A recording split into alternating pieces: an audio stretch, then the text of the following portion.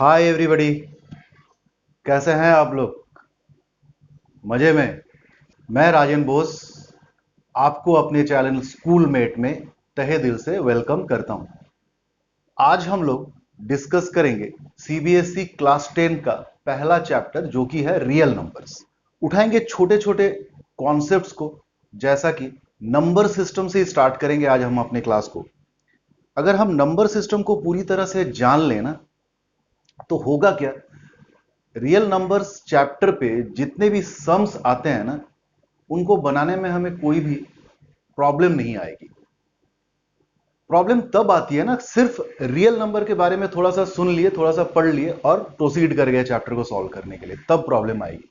हमें ये नहीं पता होता है कि इरेशनल नंबर कैसा होता है, रैशनल नंबर कैसा होता है। तो इन सारे वजह से आपको हो सकता है ये चैप्टर में कुछ परेशानियां आ रही होंगी। आज के वीडियो को आप देखो। आज के वीडियो को देखने के बाद आपका ये चैप्टर एकदम से हलवा हो जाएगा। तो स्टार्ट करते हैं सबसे पहले बेसिक बातें कि भाई नंबर्स क्या है और किस किस टाइप से इसका क्लासिफिकेशन या कैटेगराइजेशन होती है। नंबर्स वो सारी चीज है जिनका हम काउंटिंग करते हैं। 1 2 3 0 -1 -2, जितनी भी न्यूमेरिकल वैल्यूज हमारे लाइफ में इनकाउंटर होती है, वो सारे चीजों को हम क्या कहते हैं, numbers. But numbers are basically classified into two categories. एक तो real numbers and the other one is your imaginary number. This is beyond our syllabus, hence we are not going to discuss this. And हमें इस particular class में जो पढ़ना है वो basically real numbers ही है, बट रियल नंबर के further classification को जानना बहुत जरूरी है। ठीक है। अब आप पूछोगे कि रियल नंबर का डेफिनेशन क्या है, तो साइड बाय साइड में सारी चीजों का डेफिनेशन आपके सामने डिस्प्ले करता चलूंगा स्क्रीन के ऊपर। आप चाहो तो पॉज करके इसे नोट डाउन कर सकते हो। रियल नंबर वो सारा नंबर है जिसे हम नंबर लाइन पे, जैसे स्केल ही इमेजिन करो, अगर वो नंबर लाइन है तो रियल नंबर वो सारा नंबर है जिसको आप उस नंबर लाइन पे प्लॉट कर सकते हो, शो कर सकते हो, पॉइंट कर सकते हो, जैसे भी तरीके से आप इसे कह लें। दैट मीन्स 1 2 3 1.5 0 -1 -2 -1.5 -0.5, ये सारे नंबर्स कैसे नंबर्स हैं, रियल नंबर्स हैं। और रियल नंबर को डिनोट कराया जाता है कैपिटल आर से। ये बात भी जानना बहुत जरूरी है, क्योंकि आगे इससे बाद जब आप जाओगे क्लास 11 में तो आपको सेट पढ़ना होगा, सेट थ्योरी। सेट थ्योरी में नोटेशन बड़ा इंपॉर्टेंट है और हो सकता है आपको क्लास 10 में भी जरूरत पड़े। तो रियल नंबर के सेट को रिप्रेजेंट कराने के लिए एक अल्फाबेट आर का यूज होता है। इमेजिनरी नंबर रियल नंबर का उल्टा है, हमें पढ़ना नहीं है, बस हम हल्का सा इसके बारे में जान लेते हैं। रियल नंबर कौन है जिसे हम प्लॉट कर सकते हैं नंबर लाइन पे, दैट मींस इमेजिनरी नंबर कौन सारे नंबर हैं जिन्हें हम नंबर लाइंस पे प्लॉटिंग नहीं कर सकते। अब आए अगर रियल नंबर के क्लासिफिकेशन में, तो they are either rational number और इरेशनल नंबर। रैशनल नंबर हो सकते हैं रियल नंबर, या इरेशनल नंबर हो सकते हैं। आपके सामने डिस्प्ले में है, आप डेफिनेशन देख सकते हो, मैं समझा दूंगा बातों। Rational number denoted by q, where irrational number is denoted by the letter p. Rational number वो सारे नंबर है दोस्तों जिन्हें हम p बाई q के फॉर्म में लिख सकते हैं, पहला बात। दूसरा बात, ये जो डिनोमिनेटर है q, ये जीरो नहीं होना चाहिए। क्यों ऐसा शर्त है? क्योंकि अगर कोई नंबर जीरो से डिवाइड होने लगता है तो ये डिवीजन एक्चुअली हो नहीं पाता है। दैट्स वाई इसे हम अनडिफाइंड या इनडिटर्मिनेट कहने लगते हैं। कभी भी आप किसी भी नंबर को जीरो से डिवाइड कर ही नहीं सकते, प्रोसीड कर ही नहीं सकते। आप जिंदगी भर इसको करते रहे चले जाओगे तो भी ये खत्म नहीं होगा। दैट्स वाई अगर ये डिनोमिनेटर जीरो होने लगे तो वो केस आपका अनडिफाइंड या इनडिटर्मिनेट कहलाता है। तो पहला स्तर तो रेशनल नंबर होने का ये कि ये something by something like p by Q के फॉर्म में होगा, और ये q आपका नॉट इक्वल टू जीरो होगा। अगेन ये जो p है और जो q है, ये इंटीजर्स हो सकते हैं। इंटीजर्स अभी फिलहाल आप इतना जान लो, इंटीजर्स मतलब नेगेटिव ऑफ होल नंबर, -3 -2 ये सब 0 1 2 ये सब। इंटीजर डेसिमल पार्ट के साथ नहीं आएगा, जो भी होगा वो होल नंबर होगा। तो ये है रैशनल नंबर का डेफिनेशन। अब रैशनल नंबर में एक खासियत ये भी है कि जब भी आप किसी रैशनल नंबर को डिवाइड करोगे, सपोज करो कोई रैशनल नंबर मैं लेता हूं 1/2, डिवाइड होगा 0.5। कोई रैशनल नंबर लेता हूं 1/3, डिवाइड होगा 0.33333, यानी कि 0.3 के ऊपर एक हम विनकुलर या बार लगा सकते हैं। यानी कि decimal representation of any rational number either terminates और non terminating but repeating. Rational number का डेसिमल रिप्रेजेंटेशन कैसा होगा? या तो टर्मिनेट कर जाएगा after some digit of the decimal point, और अगर टर्मिनेट नहीं भी करेगा तो एक पैटर्न जनरेट करेगा। पैटर्न किसी भी तरीके का हो सकता है। जैसे और क्या पैटर्न हो सकता है? 0.151515 ये चलता चला जा रहा है, तो हम 0.15 के ऊपर विनकुलर लगाते हैं, जिसे हम बार कहते हैं बोलचाल की भाषा में। और कैसा हो सकता है? 0.1323232 ये चलता चला जाएगा, यानी कि 0.132, इसके ऊपर हम विनकुलर लगा सकते हैं। तो रैशनल नंबर के डेसिमल रिप्रेजेंटेशन में खासियत क्या है ये आप समझ चुके होंगे। क्लियर? अब आते हैं इरेशनल नंबर की तरफ। इरेशनल नंबर अगर कहा जाए तो रैशनल नंबर का जस्ट उल्टा है, यानी कि इरेशनल नंबर को p/q के फॉर्म में नहीं लिखा जा सकता। मगर इतना कहना काफी नहीं होगा, हमें और समझना होगा कुछ बात कि इरेशनल नंबर का जो डेसिमल रिप्रेजेंटेशन होगा वो नॉन टर्मिनेटिंग होगा और नॉन पैटर्न जनरेटिंग होगा। रैशनल नंबर का डेसिमल रिप्रेजेंटेशन, मैं बार बार इस जगह को रिपीट कर रहा हूं इसलिए कि आप इसे अच्छे से समझ पाए। रैशनल नंबर का डेसिमल रिप्रेजेंटेशन या तो टर्मिनेट करेगा या तो नॉन टर्मिनेटिंग बट रिपीटिंग, एक पैटर्न जनरेटिंग होगा। वेयर इरेशनल नंबर का डेसिमल रिप्रेजेंटेशन कैसा होगा? वो एक तो टर्मिनेट नहीं करेगा, ऊपर से उसका कोई पैटर्न भी जनरेट नहीं होगा। हेंस आप इससे दो कंक्लूजन निकाल सकते हैं कि या तो एक तो ये विनकुलर हम यूज नहीं कर पाएंगे, फिर ये बार यूज नहीं कर पाएंगे, क्योंकि बार हम सिर्फ तभी यूज करते हैं जब जितना पोर्शन डेसिमल पॉइंट के बाद रिपीट हो रहा है उसके ऊपर हम बार लगा देते हैं, ये अपने आप को क्लियर करने के लिए कि इतना पार्ट बार बार रिपीट हो रहा है। तो यहां तो रिपीटेशन हो ही नहीं सकता इरेशनल नंबर के केस में, तो विनकुलर यूज नहीं होगा। दूसरा चीज क्या? इन्हें p/q के फॉर्म में वापस फॉर्म भी नहीं किया जा सकता है। क्लियर हो रहा है बात? अगर आप एग्जाम्पल के तौर पे लोगे तो आप देखो √2 का जो डेसिमल रिप्रेजेंटेशन है ये आपका क्रिएट करेगा 1.41421356237330, ऐसा करते ही चला जाए।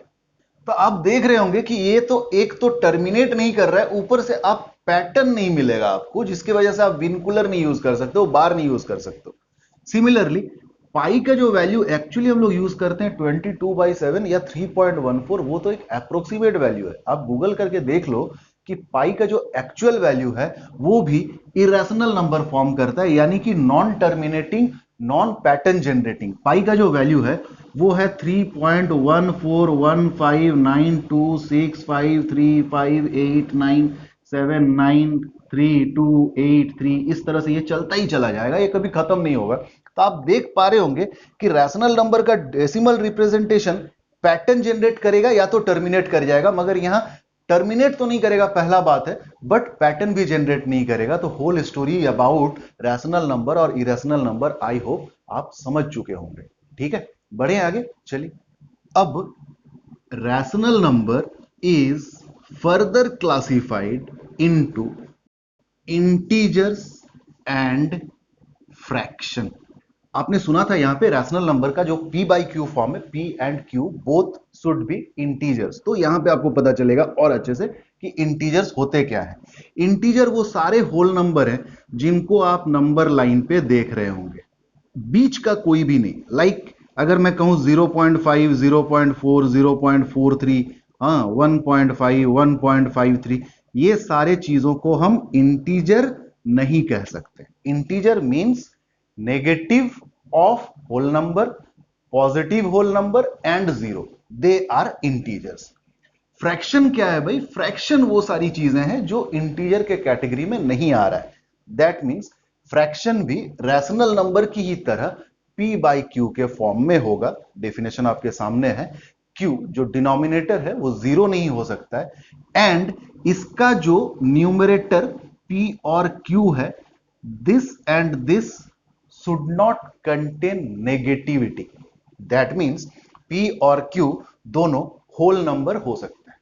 मतलब एक तरह से आप ये समझ सकते हैं कि all fraction are rational number ना, रैशनल नंबर का ही कैटेगरी में आता है, but all rational number can not be fraction. जैसे अगर मैं आपको बताऊं कि ये 1/2 है और ये -1/2 है, सपोज करो, ये दोनों रैशनल नंबर तो है।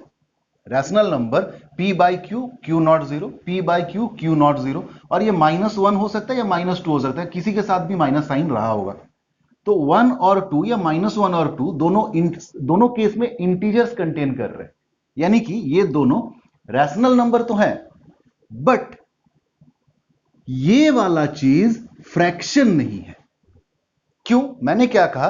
फ्रैक्शन में न्यूमरेटर और डिनोमिनेटर दोनों होल नंबर होंगे, इंटीजर नहीं होंगे, यानी कि नेगेटिव चीजें नहीं हो सकती। आ रही है बात समझ में? 1/2 फ्रैक्शन है, रैशनल नंबर भी है। -1/2 रैशनल नंबर है बट फ्रैक्शन नहीं है।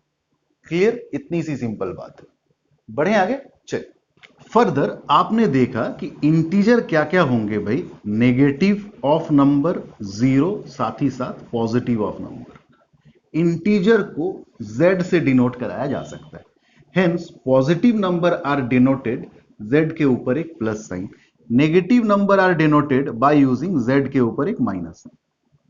फ्रैक्शन के बारे में आपने जाना, बट फ्रैक्शन का और फर्दर क्लासिफिकेशन कैसा होता है? कहने वाले तो कहते हैं 7-8 टाइप होता है, but fraction are generally of 3 type. एक proper fraction, second one is improper fraction, and third one is mixed fraction. Proper fraction वो सारे फ्रैक्शन है भाई, a बाई बी के फॉर्म में होगा ना फ्रैक्शन।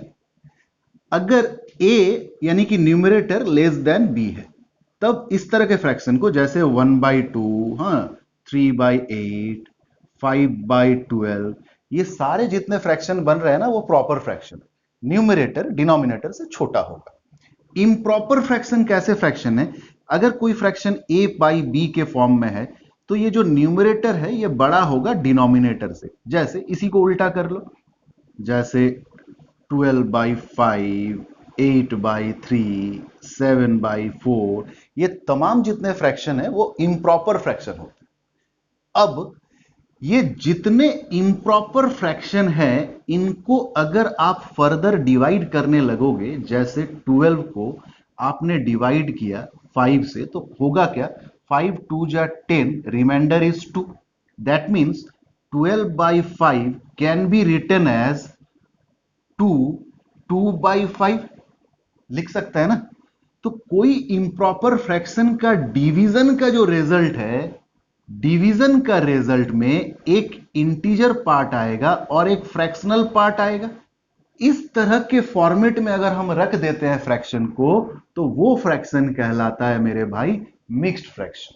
मिक्स्ड फ्रैक्शन में दो पार्ट एडिशन में होते हैं। ये जो 2 और 2/5 है, यहां पे कुछ नहीं दिख रहा है, जान के चलो कि यहां पे प्लस साइन है। दैट मीन्स 2/5 को आप इस तरह से भी लिख सकते हो। वेदर यू सॉल्व दिस और you solve this, you will get 12/5। तो ऐसे फ्रैक्शन के फॉर्मेट को क्या कहते हैं? Mixed fraction. तो मिक्स्ड फ्रैक्शन जनरली और कोई नया चीज नहीं है, इम्प्रॉपर फ्रैक्शन के डिवीजन का रिजल्ट है। बस हमें उसे उस जगह पे डेसिमल में नहीं कन्वर्ट कर देना है, इस तरह से रख देना है। Where 2 is the quotient, this 2 is the remainder, and this 5 is the divisor itself। Clear हो रहा है बात? अब इंटीजर के तरफ फिर से वापस आते हैं। ये जो पॉजिटिव नंबर का कैटेगरी है, यहां से जितने भी नंबर शुरू होते हैं उन्हें कहा जाता है natural numbers.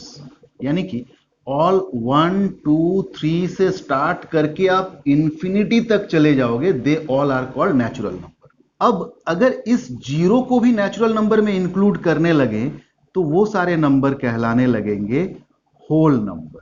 That means natural number के सेट में 1 2 3 4 में अप टू इंफिनिटी तक चले जाए, बस जीरो का इंक्लूड हो जाना नेचुरल नंबर को किसका सेट बना देगा? होल नंबर का सेट बना देगा। क्लियर हो रहा है बात? नेचुरल नंबर को डिनोट किया जाता है n से और होल नंबर को डिनोट किया जाता है w से। अब बात करें, अगर ये जो नेचुरल नंबर का सेट है, ये नेचुरल नंबर का सेट फर्दर और किस किस वैरायटी में हमारे सामने आते हैं? इवन नंबर, ऑड नंबर, ठीक है, prime number, composite number, etcetera etcetera. Even number के बारे में आप जानते होंगे कि वो सारे नंबर जो 2 से डिविजिबल हो जाए, एंड ऑड नंबर वो सारे नंबर जो 2 से डिविजिबल नहीं होते हो। एग्जांपल के तौर पे 2 4 6 8 ये सारे नंबर इवन नंबर है। ऑड नंबर वो सारे नंबर जैसे 1 3 5 7 ये सारे नंबर ऑड नंबर है जो 2 से डिविजिबल नहीं होते। प्राइम नंबर वो सारे नंबर जैसे 2 5 7 11 13 ये सारे नंबर प्राइम नंबर है। क्यों? क्योंकि इन सारे नंबर का सिर्फ दो फैक्टर होता है, एक तो 1 और एक वो खुद। अगर आप 5 या 7 का फैक्टर देखने जाओगे तो इसका सिर्फ दो फैक्टर होगा। 5 का फैक्टर कौन कौन? 1 एंड 5। 7 का फैक्टर कौन कौन? 1 एंड 7। 13 का फैक्टर कौन कौन? 1 एंड 13। तो वो सारे नंबर जो सिर्फ दो फैक्टर होते हैं, जिसका एक 1 और एक वो खुद, वो सारे नंबर प्राइम नंबर कहलाते हैं। कॉम्पोजिट नंबर इसका उल्टा है, जो सारे नंबर प्राइम नहीं है वो सारे नंबर कॉम्पोजिट है। इसका मतलब क्या?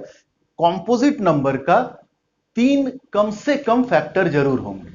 जैसे अगर मैं कहूं 18 45 90 36, जैसे 18 का अगर आप फैक्टर देखेंगे 1 और 18 तो करेगा ही, प्राइम नंबर को भी करता था। एडिशनली और क्या क्या है 18 का फैक्टर? 2 है, 3 है, 6 है, 9 है। आ रही है बात समझ में? तो ऐसे सारे नंबर को कंपोजिट नंबर कहते हैं। प्राइम नंबर के जगह पे एक बात आपको और समझनी चाहिए कि प्राइम नंबर के सेट में इस 2 को छोड़ करके आपको और कोई भी इवन नंबर कभी नहीं मिलेगा। 2 is the only even prime number. कोई पूछता है सर 1 कैसा नंबर है? 1 is neither prime nor composite. Clear हो रहा है बात? तो होपफुली नंबर सिस्टम में आपको इतनी कैटेगराइजेशन जाननी चाहिए। अब मुद्दे पे आते हैं, जो रियल नंबर हम आज के क्लास में स्टार्ट करने का बात कर रहे थे, उस रियल नंबर के अंदर आपको जनरली 2 एल्गोरिदम पढ़ने हैं और पूरा का पूरा चैप्टर उन्हीं 2 एल्गोरिदम पे बेस्ड होके सम्स आते हैं। क्लियर हो रहा है बात? तो आते हैं फटाफट से उन दोनों एल्गोरिदम को सीखते हैं। ठीक है, चल। तो जो 2 एल्गोरिदम आपको सीखनी है इस चैप्टर के अंदर, पहला एल्गोरिदम है ऑक्लिड्स बाबा का डिवीजन एल्गोरिदम। नया कुछ नहीं है, आप इसे एक और नाम से ऑलरेडी इसके प्रीवियस क्लास में यूज करे होंगे, क्लास 9 या 8, द लॉन्ग डिवीजन मेथड। उसी बात को ऑक्लिड बाबा ने कही है। कैसे? कि अगर कोई पॉजिटिव नंबर a को कोई और पॉजिटिव इंटीजर b डिवाइड करता है, q एक क्वोशिएंट है सपोज करिए और रिमाइंडर है r। सिंपल लैंग्वेज में इन्होंने 2 बातें करी है। एक तो ये कि this a is nothing but b into q, b into q plus the remainder, यानी कि your dividend is equal to divisor into quotient plus the remainder। ये बात इन्होंने बोला है पहला। दूसरा क्या? ये जो रिमाइंडर होगा r, ये हमेशा इस डिविजर b से छोटा होगा और 0 भी हो सकता है रिमाइंडर, या 0 से बड़ा हो सकता है। दैट मीन्स अगर एग्जांपल के तौर पे मैं लूं तो सपोज करिए मैं 12 को डिवाइड कर रहा हूं किससे? 7 से। तो 7 1 जा 7, रिमाइंडर इज 5। तो according to Euclid division algorithm, पहला बात ये कि 12 can be written as 7 into 1 plus 5। आप देख लो, हाँ ये बात सही है और यही है लॉन्ग डिवीजन मेथड जो हम लोग ऑलरेडी करते थे। और दूसरा चीज क्या? ये जो 5 है ये लेस देन है डिवीजर 7 से। तो अमूमन हम करते क्या है, एप्लीकेशन में जब जाएंगे तो जब भी हमें कोई ऐसा प्रेडिक्शन करने का बारी आएगा कि सपोज करिए कोई n पॉजिटिव इंटीजर है, उसे हम 8 से डिवाइड कर रहे हैं, क्वेश्चन को छोड़ दीजिए अभी फिलहाल। अगर आपको मैं प्रेडिक्ट करने बोलूं कि रिमाइंडर की पॉसिबिलिटीज क्या क्या होंगी, तो आप क्या बोलोगे कि सर 0, 1, 2, 3, 4, 5, 6 या 7 में से कोई एक चीज रिमाइंडर हो सकता है, हाँ या ना। इतना ही बात प्रेडिक्ट करना भी सिखाया गया है डिवीजन एल्गोरिथम में, ऑकलेट डिवीजन एल्गोरिथम। क्लियर? क्या एप्लीकेशन है ऑकलेट डिवीजन एल्गोरिथम का? पहला तो ये कि हम HCF निकाल सकते हैं दो पॉजिटिव इंटीजर्स का यूजिंग ऑकलेट डिवीजन एल्गोरिथम। और आप प्रीवियस क्लास में मैं कह रहा हूं कि आप ऑलरेडी किए हैं इसको किसी और नाम से, लॉन्ग डिवीजन मेथड। दूसरा एप्लीकेशन क्या है कि आप किसी नंबर के नेचर को पता कर सकते हैं, वो नंबर इवन है, ऑड है, क्या है। तो ये दो एप्लीकेशन पे क्वेश्चंस बनते हैं, क्वेश्चन होंगे भी, एग्जाम में भी आते हैं, इनको हम नेक्स्ट पार्ट में देखेंगे। अब second theorem is your fundamental theorem of arithmetic. आपने जब पहला थ्योरम पढ़ा तो आपको एक बात समझ में आया होगा कि ऑकलिड डिवीजन एल्गोरिथम डिवीजन के बारे में बात बता रहा है, तो fundamental theorem of arithmetic multiplication के बारे में बात बताएगा। और वो क्या कहता है? ये कहता है इन सिंपल लैंग्वेज कि 40 को अगर मैं फैक्टराइज करूं तो मैं 4 इंटू 10 भी लिख सकता हूं, मैं 5 इंटू 8 भी लिख सकता हूं, मैं 2 इंटू 20 भी लिख सकता हूं। यानी कि जब भी किसी कॉम्पोजिट नंबर को हम फैक्टराइज करें और फैक्टर में प्राइम होने के शर्त को पूरा ना करें, जैसे 4 और 10 दोनों प्राइम नहीं है, इस फैक्टराइजेशन में 8 प्राइम नहीं है, इस फैक्टराइजेशन में 20 प्राइम नहीं है, यानी कि किसी कॉम्पोजिट नंबर का अगर हम फैक्टराइजेशन करते वक्त ये ध्यान ना रखें कि क्या ये फैक्टराइजेशन के सारे फैक्टर प्राइम हैं, तो होगा क्या, इस कॉम्पोजिट नंबर का वैरायटी ऑफ फैक्टराइजेशन पॉसिबल है, कोई एक यूनिक फैक्टराइजेशन कभी पॉसिबल नहीं है। मगर अगर हम ऐसा कर दें कि 40 को जब फैक्टराइज कर रहे हैं तो ये ध्यान रखें कि सारे फैक्टर प्राइम होने चाहिए, जैसे 40 is 2 into 2 into 2 into 5, that is 2 का पावर 3 into 5। ये फैक्टराइजेशन चूंकि इसमें दोनों के दोनों फैक्टर प्राइम है, तो दिस विल बी यूनिक, बशर्ते कि आप इसके ऑर्डर को पलट करके ये ना बोलने लगे कि सर ये तो इससे अलग है। फंडामेंटल थ्योरम ऑफ एरिथमेटिक में बस यही बात करी गई है कि अगर किसी कॉम्पोजिट नंबर को प्राइम फैक्टराइजेशन के फॉर्म में एक्सप्रेस कर सके तो एक तो वो यूनिक होगा, मगर कब? जब आप उसके ऑर्डर को इंपॉर्टेंस नहीं देंगे। इतनी सिंपल सी बात समझनी है आपको। क्लियर? क्या एप्लीकेशन है, क्योंकि जहां एप्लीकेशन आप समझेंगे तो आपको यह भी समझना आसान हो जाएगा कि किस किस तरह के क्वेश्चन आएंगे इस चैप्टर के अंदर। पहला एप्लीकेशन तो इसका बहुत पुराना सा कि आप एलसीएम और एचसीएफ निकाल सकते हैं using fundamental theorem of arithmetic. और ये जो तरीका है ये भी आपके लिए नया नहीं है, आप प्रीवियस क्लास में इसी थ्योरम के मदद से एलसीएम और एचसीएफ निकाले होंगे, बट उस मेथड को आप कहते होंगे प्राइम फैक्टराइजेशन मेथड। बस फर्क इतना, ये दोनों थ्योरम आपका करा हुआ है, ठीक है। तो पहला यूटिलाइजेशन तो ये इस थ्योरम का। दूसरा एप्लीकेशन क्या है कि कभी भी कोई रैशनल नंबर है, सपोज करिए p बाई क्यू, और इसका जो डेसिमल रिप्रेजेंटेशन है वो दो तरीके से हो सकता है। एक, डेसिमल रिप्रेजेंटेशन टर्मिनेट करेगा, टर्मिनेटिंग, और डेसिमल रिप्रेजेंटेशन कैसा होगा? नॉन टर्मिनेटिंग रिपीटिंग, यानी कि पैटर्न जनरेट करेगा। तो दूसरा एप्लीकेशन जिसपे काफी इंपॉर्टेंट सवाल आते हैं वो आपको ये सिखाएगा कि ये Q जो है ना, Q the denominator will reveal the nature of this rational number. ये सिर्फ Q ये कह सकता है आपको विदाउट एक्चुअली डिवाइडिंग कि this rational number has its decimal representation terminating after some digit और it has non terminating repeating digit. Clear हो रहा है बात? दूसरा एप्लीकेशन आपको डिवीजन भी नहीं करना पड़ेगा एग्जैक्टली और आप सिर्फ Q को देख के ये बता पाएंगे कि इसका जो डेसिमल रिप्रेजेंटेशन होगा वो टर्मिनेट करेगा या नॉन टर्मिनेटिंग रिपीटिंग होगा। थर्ड एप्लीकेशन क्या है इसका? जो कि सबसे ज्यादा इंपॉर्टेंट है, इससे हम किसी इरेशनल नंबर का इरेशनलिटी प्रूफ कर सकते हैं। बहुत इंपॉर्टेंट है। आता है क्वेश्चन आपके एग्जाम के अंदर भी कि prove √2 is a irrational number, prove √3 is an irrational number, prove 2 + √5 is irrational number. तो irrationality of a rational number can be prove by using the fundamental theorem of arithmetic. तो hopefully आज मुझे यही तक जाना था। नेक्स्ट इसके application पे बनने वाले सवाल और इसके एप्लीकेशन पे बनने वाले सवाल नेक्स्ट पार्ट में आपको मिलता चला जाएगा। आज का वीडियो कैसा लगा मुझे कमेंट करके जरूर बताना। और रियली अगर ये वीडियो आपको हेल्पफुल लग रहा है, अच्छा लग रहा है, इंटरेस्टिंग लग रहा है, आप सीख पा रहे हो नए नए चीजों को, तो अपने दोस्तों के बीच जरूर इसे शेयर करना। ठीक है, आपका ये प्यार, आपका ये कोऑपरेशन ही हमें मोटिवेट करता है कि हम और अच्छे अच्छे वीडियो इस तरह का बना पाए, ला पाए। ठीक है, तो टिल देन कि हम लोग जब नेक्स्ट पार्ट में मिले, तब तक के लिए टेक केयर,